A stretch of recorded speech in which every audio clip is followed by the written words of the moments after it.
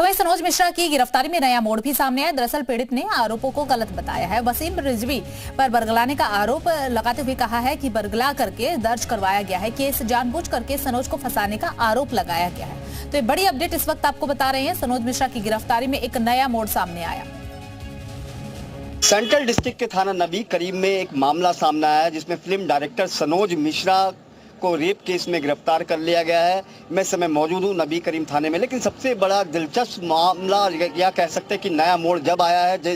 जिन्होंने rape case लगाया उनका ये कहना है कि जो उनको बहकाया गया था और उसके बाद उन्होंने इस तरह के आरोप लगाए थे। उनकी पीए हमारे साथ है। मुझे 2-3 लोगों ने इतना बहकाया है, मुझे इतना मिसगाइड किया है कि मैंने गुस्से में मुझे आके कुछ समझ नहीं आया और मैंने केस की बात की। उन लोगों ने मुझे एक एडवोकेट दे दी फीमेल, जिसने बोला कि आप मेरे पास आ जाइए, मैं आपकी एफआईआर करा दूंगी, सारी चीजें सॉर्ट आउट हो जाएंगी।